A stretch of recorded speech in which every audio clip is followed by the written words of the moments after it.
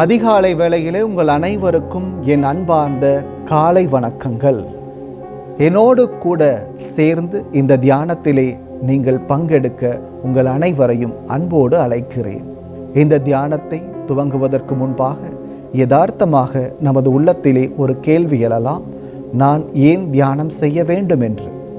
ஒவ்வொரு நாளும் அதிகாலை துவங்கி இரவு நாம் உறங்குகிற வரைக்கும் பல்வேறு காரியங்களை நாம் செய்து கொண்டே இருப்போம். அவற்றை எந்த உணர்வு நிலையோடு கூட நாம் செய்கிறோம் என்பதை அறியாமல் கூட நாம் அதை செய்து முடிப்போம். ஆனால் ஒவ்வொரு காரியத்தையும் உணர்ந்து நிதானமாக அனுபவித்து செய்கிற போது அந்த காரியத்தின் பலன் நமக்கு நிச்சயம் கிடைக்கும்.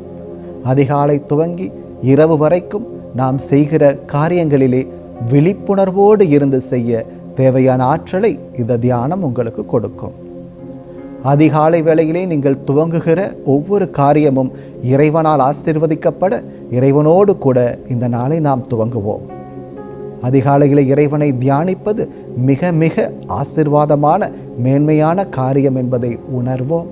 தியானம் நமக்கு கை கொடுக்கும். தியான நிலையோடு ஒவ்வொரு காரியத்தையும் உணர்ந்து விழிப்போடு செய்கிற போது ஒவ்வொரு காரியமும் நமக்கு பலன் கொடுக்கும், ஆற்றலை கொடுக்கும். அவற்றின் பலன் நமக்கு வாழ்வு முழுவதும் நம்மோடு கூட இருந்து நம்மை ஆசிர்வதிக்கும். ஆகவே அனைவரும் விருப்பத்தோடு கூட இந்த தியானத்தை பயிற்சி செய்வோம். ஒரு தரையிலே விரிப்பை விரித்து நாம் அமர்ந்து கொள்ளலாம். அல்லது பாயும் படுக்கையுமா இருப்பவர்கள் கூட ஒரு தியானம் செய்யக்கூடிய ஒரு சூழலை அமைத்து கொண்டு தியானம் செய்ய துவங்கலாம். வாருங்கள், தியானம் செய்வோம். இந்த உலகமே உறங்கிக் கொண்டிருக்க அல்லது இந்த உலகத்தில் இருக்கிற ஒவ்வொரு மனிதர்களும் தனக்கான காரியங்களை மட்டுமே சிந்தித்து கொண்டிருக்க நீங்களும் நானும் இறைவனை குறித்து சிந்திக்கவும் அவரை ஆராதிக்கவும் இறைவன் நமக்கு இந்த தருணத்தை கொடுத்திருக்கிறார். மகிழ்ச்சி கொள்வோம். இந்த பஜனை பாடி இறைவனை மனதார புகழ்வோம், ஆராதிப்போம், போற்றுவோம்.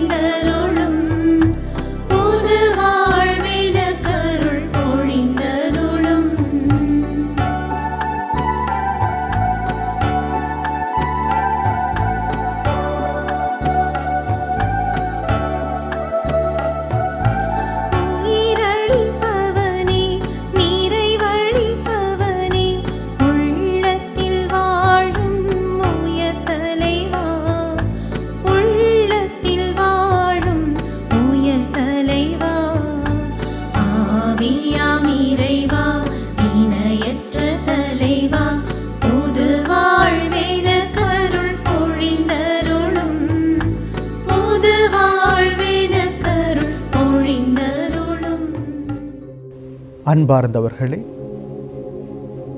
நாம் இந்த தியானத்திலே நமது குடும்பத்தை பலப்படுத்த போகிறோம். நாம் சுவாசிக்கிற ஒவ்வொரு மூச்சுக்காற்றும் நமக்கான ஆசிரையும் அருளையும் பெற்றுத்தர இருக்கிறது. ஆகவே நாம் மூச்சினை உள்ளிழுக்கிற போதும் மூச்சை வெளிவிடுகிற போதும் எதை நினைத்து கொள்ளுகிறோமோ, யாரை நினைத்து கொள்ளுகிறோமோ அவர்கள் பலம் பெறுவார்கள், அவர்கள் ஆற்றல் அடைவார்கள், இறைவன் அவர்களை ஆசிர்வதிப்பார் என உளமாற நம்புவோம். நமது குடும்பமே நமக்கான ஆசிர்வாதம். நமது குடும்பம்தான் நமக்கு முக்கியம் என்பதை நாம் நன்கு அறிந்திருக்கிறோம். ஆகவே நம் குடும்பத்தில் இறைவன் நமக்கு கொடுத்திருக்கிற ஒவ்வொரு நபர்களையும் இந்த நேரத்தில் நினைவு கூர்ந்து அவர்களுக்காக நாம் இவ்வேளையிலே தியானம் செய்வோம். கண்களை மூடி ஒவ்வொரு நபராக நாம் சிந்தித்து பார்ப்போம். முதலில் நமது தந்தையை குறித்து சிந்திப்போம். எனது அப்பா எப்படிப்பட்டவர்? அவர் எனக்கு என்னெல்லாம் செய்திருக்கிறார்? அவர் என் வாழ்க்கையில் செய்த உதவிகள் என்ன? இந்த உலகில் நான் வாழ அவர் எனக்கு செய்த தியாகங்கள் என்ன நான் சிந்தித்து பார்க்கிறேன். என் தந்தைக்காக நான் ஜெபிக்கிறேன். என் தந்தை ஆரோக்கியத்தோடும் பலத்தோடும் ஆற்றலோடும் இறை ஆசீர்வாதத்தோடும் வாழ வேண்டும் என நான் பிரார்த்திக்கிறேன். என் தாயை நினைத்துக் கொள்கிறேன். என் தாய் நான் இவ்வுலகில் வாழ எனக்கு என்னவெல்லாம் செய்திருக்கிறார் என நினைத்து பார்க்கிறேன். என்னை பெற்று வளர்த்து ஆளாக்க அவர் செய்த தியாகத்தை எல்லாம் இந்த நேரத்திலே நினைவு கூறுகிறேன். என் தாய் நன்றாக இருக்க வேண்டும், ஆரோக்கியத்தோடு வாழ வேண்டும். இறைவா, அவரை பலப்படுத்து என நான் பிரார்த்திக்கிறேன். என் உடன் பிறந்த சகோதரர்களை நினைத்துக் கொள்ளுகிறேன். என் சகோதரர்கள் எனக்கு பலமாய் இருக்கிறார்கள், எனக்கு சக்தியாய் இருக்கிறார்கள். என் உடன் பிறந்தவர்கள் என்னோடு கூட வாழ்கிறார்கள். எனக்கு துணையானவர்கள் அவர்கள். இறைவன் அவர்களை ஆசிர்வதிக்க வேண்டும், பலப்படுத்த வேண்டும், அவர்கள் வாழ்வு சிறக்க வேண்டும் என நான் மனதார பிரார்த்திக்கிறேன். என் சகோதரிகளை நினைத்துக் கொள்கிறேன்.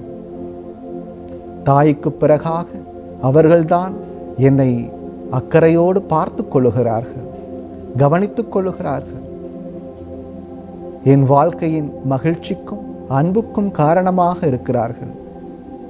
இறைவன் என் சகோதரிகளை நிறைவாக ஆசிர்வதிக்க நான் வாஞ்சிக்கிறேன். என் நண்பர்களை நினைத்துக் கொள்கிறேன். எனக்கான பக்க பலமாக என் தோல்விகளிலும் என் சறுக்கல்களிலும் என்னை தூக்கு நிறுத்துகிற தூண்களாக என் நண்பர்களே இருக்கிறார்கள். இறைவன் என் நண்பர்களையும் அவர்கள் குடும்பங்களையும் ஆசிர்வதிப்பாராக. என் எதிரிகளையும் என்னை வெறுப்பவர்களையும் என்னை ஒதுக்குபவர்களையும் இந்த நேரத்தில் நினைத்துக் கொள்கிறேன். அவர்களும் என் வாழ்க்கையிலே எனக்கு படிப்பனையாய் இருந்திருக்கிறார்கள். அவர்கள் இல்லை என்றால் நான் இன்னும் அதிகமாய் வளர்ந்திருக்க முடியாது. அவர்கள் எனக்கு ஆசானாய் இருந்திருக்கிறார்கள். அவர்கள் என்னை கேள்வி கேட்டிருக்கிறார்கள், என்னை எதிர்த்திருக்கிறார்கள், என்னை தட்டி கேட்டிருக்கிறார்கள். அவர்களையும் இந்த நேரத்தில் நினைத்துக் கொள்கிறேன். அவர்களை இறைவன் ஆசிர்வதிக்கட்டும். இறைவா, இந்த உலகிலே என்னை மதித்து நீர் எனக்கு கொடுத்த ஒவ்வொரு உறவுகளையும் நினைத்து நன்றி கூறுகிறேன். உறவுகளை பலப்படுத்தும் சுவாமி, உறவுகள் வழியாக என்னை ஆசிர்வதித்த கிருபைக்காய் உமக்கு கோடான கோடி நன்றிகளை சமர்ப்பிக்கிறேன். இறைவா,